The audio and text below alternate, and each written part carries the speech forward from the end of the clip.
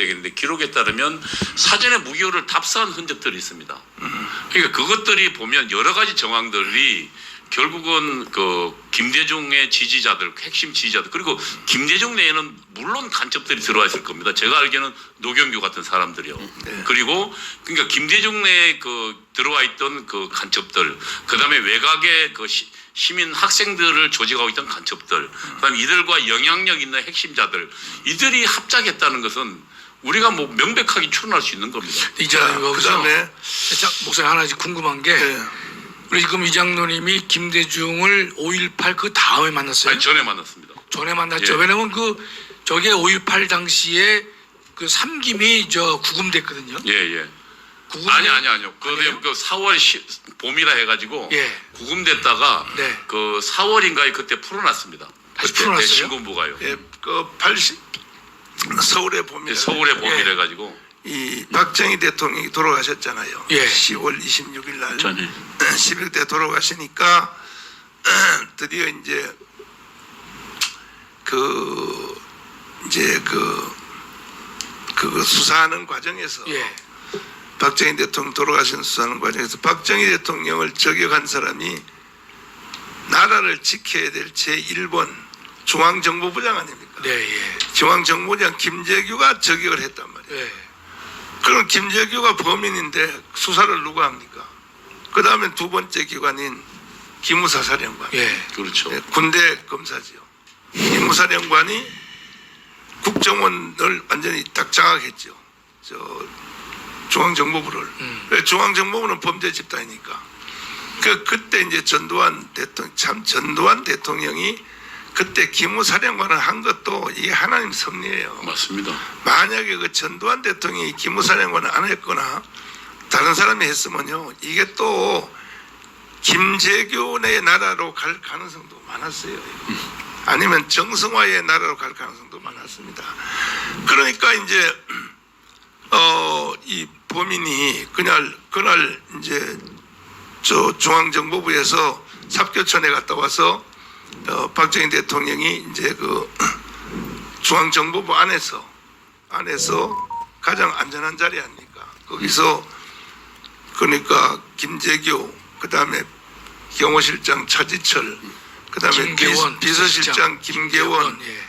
그다음에 이제 또 노래 부르는 도우미 두 심수봉하고 뭐 두 여자 김재mon가 걔하고 이제 그래서 이제 노래를 불렀단 말이에요. 노래를 불렀는데 그래서 이제 내가 내용을 보니까 박정희 대통령이 자기가 행사한데 그 뉴스 나오는 걸 한번 보자. 텔레비를 켜라. 이제 그랬단 말이에요. 그렇게 하고 이제 만찬하면서 또 젊은 여성들이 이제 노래도 부르고 하는 찰나에 김재규가 자리에서 일어나서 바깥에를 갔다 왔다는 거죠. 바깥에 가서 뭘 했느냐. 경호원이 양쪽 경호원이 둘이가 이제 합동으로 경호를 문 앞에 있었죠. 하나는 청와대 경호원 차지철, 또 하나는 이제 중앙정보부 경호원 김재구. 그 사람들은 친구 아닙니까? 둘 다 그렇죠. 대통령을 지키는. 그냥 뭐 바깥에서 뭐 농담 따먹게 하고 뭐 있었겠지. 그 어른들이 안에서 만찬하니까. 그런데 박선호죠, 박선호.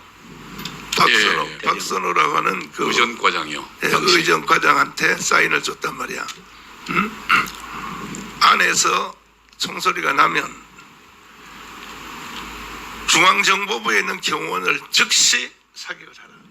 다 죽이라. 그래서 김재규가 2층 가서 총을 한 발 가지고 권총을 가지고 와서 들어가서 제일 먼저 이제 차지철을 쐈단 말이에요. 차지철을 쐈는데 처음에 차지철은 몸에 안 맞고 손등에 맞아. 손등에 맞고 화장실로 도망갔단 말이에요. 화장실로 도망갔을 때에 그때에 이 총을 쏠 때 이 벌레 같은 놈아, 각 칼을 잘 모셔야지. 너 같은 놈이 각하를 모시니까 뭐 나라가 어떻게 된다 하면서 총을 쏘니까 화장실로 도망가니까 화장실로 추격해가지고 그 총을 다시 쐈단 말이에요. 쐈는데 그 다음에는 그 사람들이 가지고 있는 총이 왜 그렇게 불발탄이 될까? 총이 그 다음에 이제 안 들었어. 안 들으니까 다시 밖에 나가서 총을 바꿔가지고 와서 하는 사이에 바깥에는 확살이 일어났다. 바깥에 청와대 경호원들이요. 청와대 경호원들이 그게 애들은 사격 선수 아닙니까?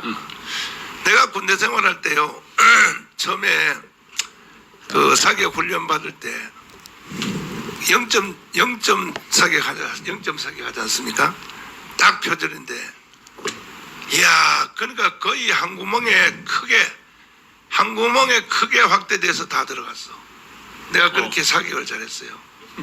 보통 그렇게 안 합니까, 목사님? 아니 장로님은 사격하면요 진짜 깨끗한 한 자국 한 발만 딱 들어가요. 왜? 어떻게 해서 이 자식아 나머지 두 발 어디 가서 그러면 요 구멍 속으로 다 들어갔습니다. 장로님은 그렇게 말한다고. 근데 아무리 한 구멍 속에 들어가도 구멍은 조금 더 커져요.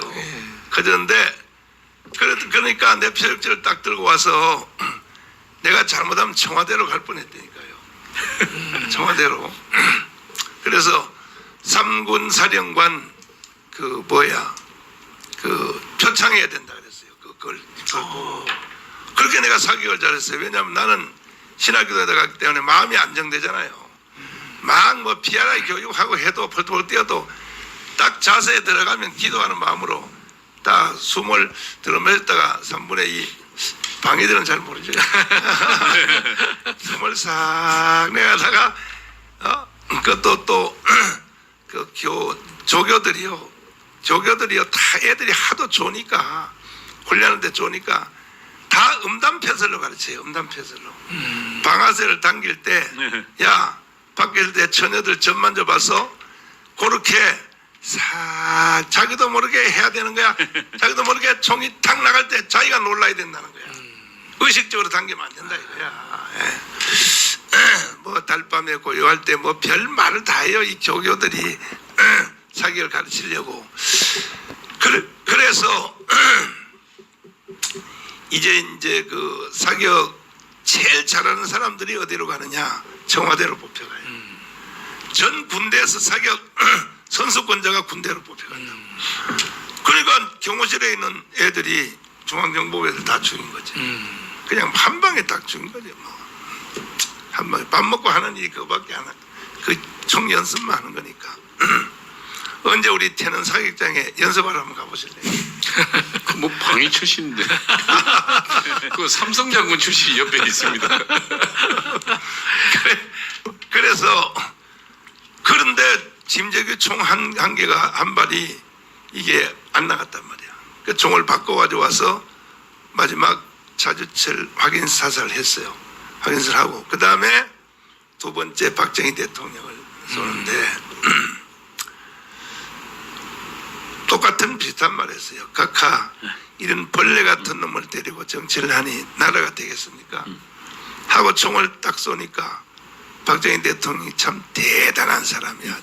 아니 자지철이 맞고 화장실에 숨은 걸 가면 일어나서 어디로 피하여 가거나 해야 될 거 아니에요. 그냥 있었죠. 그러니까 지도자가 아무나 되는 게 아니에요.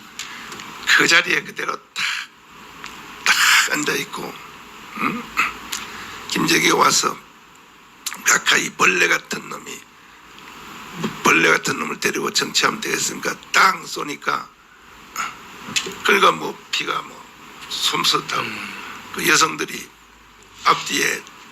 앞뒤에다 손을 대고 피를 막으니까 되겠습니까? 그게 마지막 이제 소업을 거두면서 숨을 거두면서 하는 말이 나는 괜찮아. 참 뭐예요? 나는 괜찮아요. 나는 괜찮아. 그래서 이제 돌아가셨단 말이에요. 돌아가시니까 김재규가 이놈이 이제 와이사스에 피 묻은 그 옷을 입고 밖에 기다리고 있던 정성화 차에 올라탔단 말이에요. 적군 참 육군 참모총장이죠. 그죠? 예. 네, 육군 참모총장이죠. 그렇죠. 올라타서 그래서 이제 그때의 그 남산 밑에 있던 중앙정보부로 갔으면요 혁명이 성공될 가능성도 있었어요. 사실은. 근데 그 육참 지금 현재 대통령실 가 있는 용산 있잖아요. 지하 벙커로 6번 벙커로 가져갔단 말이야. 그 가서 이제 회의가 열렸는데 이제 두 사람은 아는 거죠. 김계원은 아는 거죠. 그 다음에 사격을 한 김재규는 알고, 그 다음에 참모총장이 있는데 과연 참모총장이 그걸 몰랐느냐. 나중에 수사 과정에서 보니까 헐레벌떡하고 차를 탔을 때 피 묻은 옷을 입고, 그러니까 그 중앙정보부장 김재규한테 무슨 일이냐 물었단 말이야. 정성화가. 보니까 말로 안 하고 손으로 엄지손가락을 가지고 이렇게 됐다. 이게 뭡니까 이게. 왕이 죽었다는 대장이 죽었다. 네. 그럼 알았단 말이야. 정승화 알았죠? 알았지요. 네. 아니, 그거 왜 모르겠습니까? 이렇게 했던데, 죽었다는데. 그런데 회의가 열렸는데, 빨리 김재규는 뭐냐. 정승화한테 계엄령을 선포하라는 거지. 육군참모총장. 예?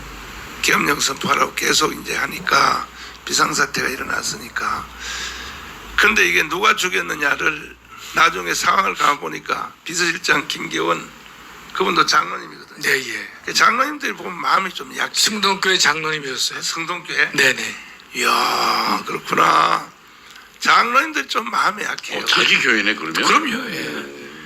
그래서 바깥에 나오라 그랬어. 나오라 그래가지고 전두환한테 범인이 김재규다 그랬어. 그 김재규 체포했죠. 체포했는데 문제는 이제 정성화 아닙니까? 정성화가 이제 참모총장인데 정성화를 체포를 해야 되겠는데, 그래서 일어난 게 12.12 아닙니까? 그렇죠. 예. 그 얘기를 하려면 뭐 또 하루 종일 해야 되는데, 그래서 12.12가 일어났지 않습니까? 예. 그러니까 이제 전두환 대통령이 대한민국의 모든 정보기관을 통폐합한 거야. 그렇죠. 중앙정보부 양쪽 두 쪽인데 전체 뭐 검찰이고 뭐 기무사 뭐 전체를 전두환 합수부장이죠. 합동수사본부 부장이 됐는데, 됐을 때 그때에 이제 누가 풀려나느냐. 삼김씨가 풀려났어요. 삼김씨가. 그때 뭐 12.12가 터지고 나서 네. 그때 삼김을 구속한 거 아니에요? 아니요, 그 전에 구속돼 있었어요. 그 전에 그 전에? 활동이 정지돼 있었고. 네, 정지돼 있었어요. 12.12 사태 전에 전에 동교동에 가택연금돼 있었고, 가택 임금돼 있었죠. 예. 김대중은, 김영삼은 저 야당 총재에서 잘려 있었고 정치 활동이 금지돼 있었다. 근데 이제 전두환이가 풀어줬다고 할 것도 없이 자동적으로 다 서울의 봄이 온 거죠. 그걸 서울의 봄이라고 하잖아요. 그렇죠. 예. 그게 모든 정치인들은 정치 제한을 받지 않고 누구든지 정치하겠다. 그래서 이제 벌써 서울의 봄이 왔을 때 삼김씨가 힘겨루기 들어갔단 말이에요. 서로 대통령 하려고.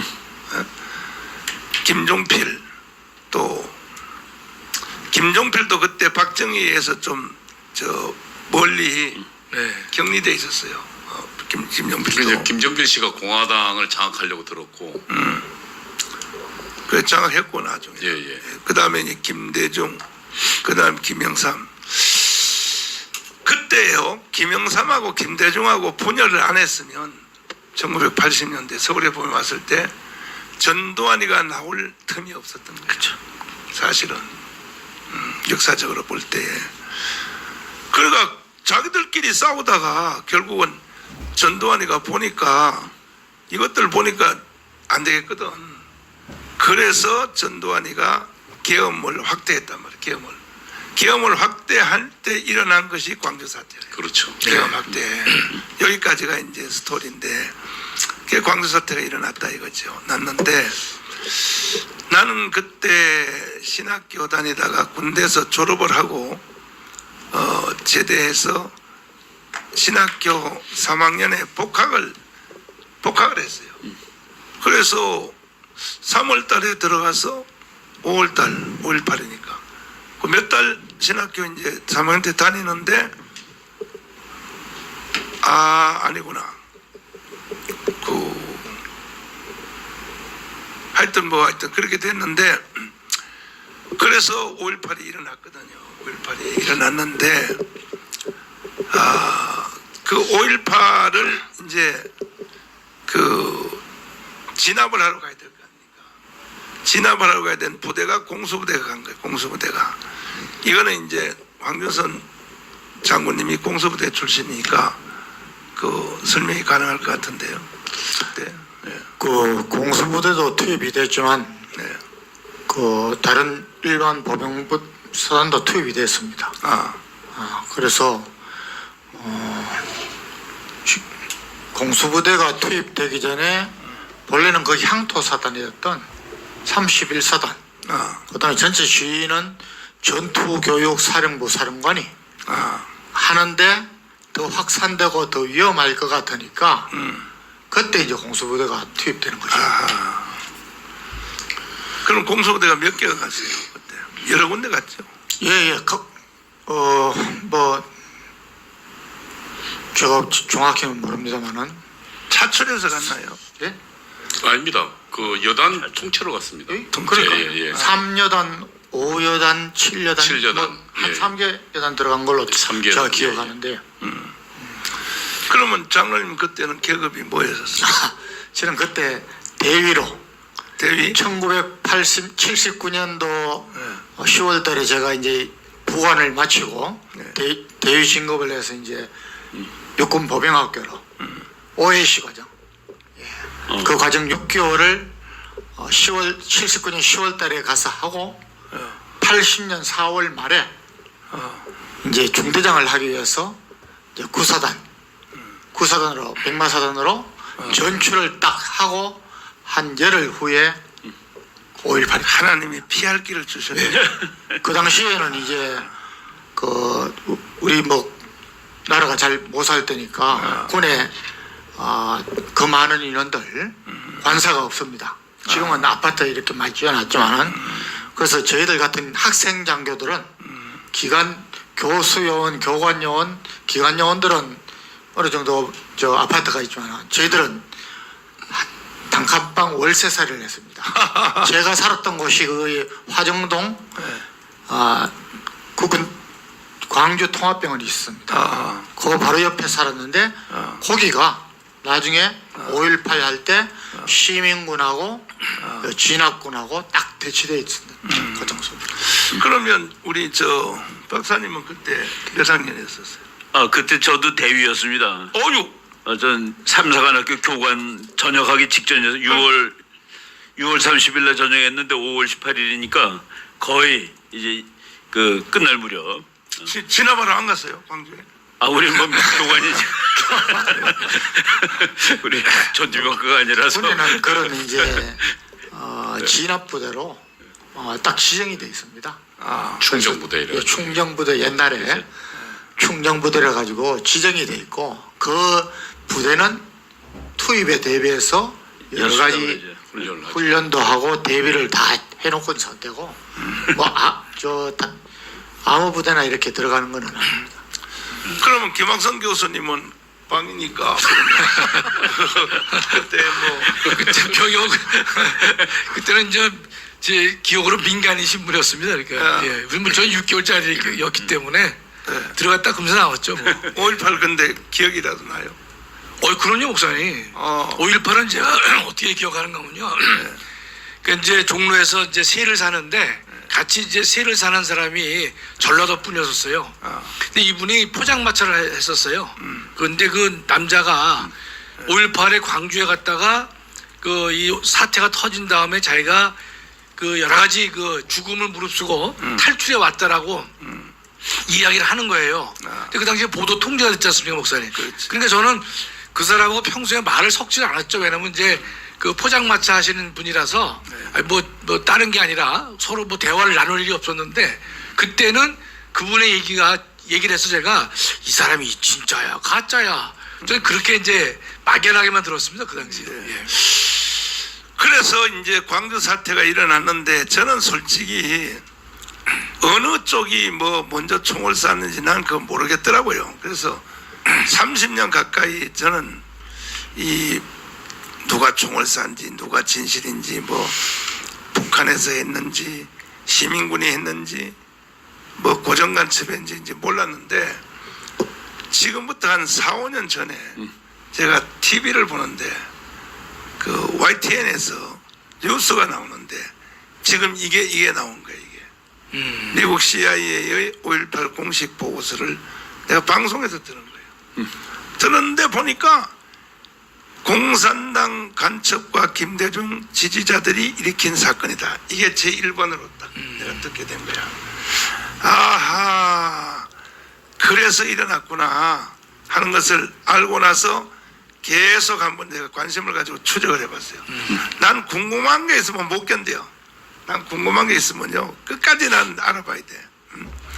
두 번째가 뭐예요? 두 번째 김학성 교수님. 예, 제가 그런데 조금 전에 제가 이제 이동호 장로님한테 그 5.18 전에 김대중 씨를 만난 게 맞냐고 물어봤잖아요. 그렇죠. 만났다 그랬잖아요. 네. B라도 받았고 다시 한번 지금 확인해 보니까 제가 틀렸던 게 뭐였냐면 5.18 전에 3김은 이 감금된 상태가 아니라 자유로운 활동을 할 수 있었어요. 예, 정치 활동 할 수 있었어요. 정치 활동을 했거든요. 그렇죠. 그렇기 때문에 이동호 장로님이 5.18 전에 김대중 씨를 만나서 삐라를 받았고 이런 것들은 전후 사정이 정확합니다. 이라는 5.18 터지고 바로 터지고 받으셨고 예, 부산에서 그러니까 그 비서했던 노경규라는 사람한테요. 그러니까 5.18 전에 김대중 전 대통령을 만났고요. 그다음에 뭐 여러 가지 얘기를 들었고 끝난 다음에 삐라를 받았다. 그러니까 이제 그 당시에 보면 증거는 100% 옳은 거죠. 예, 왜냐하면 보면 당시에 김대중이 그러니까 저를 포함해 저만 간 게 아니고 그 김대중의 재담당 비서나 이런 사람들이 그러니까 각 지역에 있는 운동권들을 그 김대중 집으로 다 데려가서 김대중을 면담하게 해줬거든요. 그리고 어느 일정 부분 활동비도 줬고요. 그 다음에 또 하나는 지금 저 기억나는 게 아시다시피 최근에 목사님 외에 요즘 민노총에 여러 간첩망이 들어와 있지 않습니까? 네. 그리고 지난번 우리 그 전주 그 뭡니까 난파 간첩의 증언에 따르면은 김대중을 지목해서 그 사람을 대통령 당선시키라고 지시하고 내려왔다 그러지 않습니까? 그러면은 김대중 주변에 수많은 간첩망이 들어왔을 것이다 라고 추론할 수 있습니다.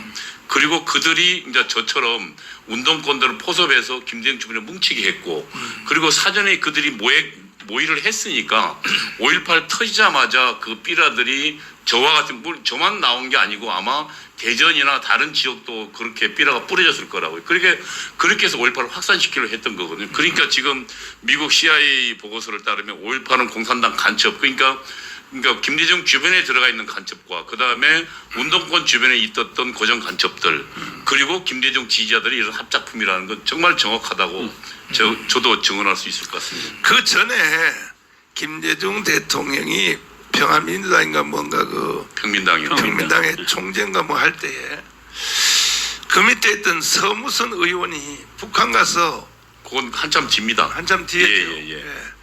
그 돈을 가져와서 발각됐잖아요. 예. 근데 그분 처벌받았잖아요. 북한에 무차별 들어가서 그 돈을 김대중이 댔습니다. 돈을 댔죠. 예. 그럼 김대중 간첩인 거야. 그때만 해도. 목사님 제가 또 이야기하지만 임수경 방북 할 때도 김대중이가 돈 댔습니다. 참. 제가 그 이야기를 이미 월간조선에 이미 밝혔습니다. 아직 김대중 측에서 저에 대해 고소했다는 얘기를 들어본 적이 없습니다. 그러니까 이미 김대중은 간첩 활동을 하고 있었던 거야. 사실은 여러 가지로 정황으로 볼 때. 그러니까 목사님 제가 말씀드리지만 김대중 그 뒤에 학생운동할 때 제가 김대중하고 20차례 1대1로 만나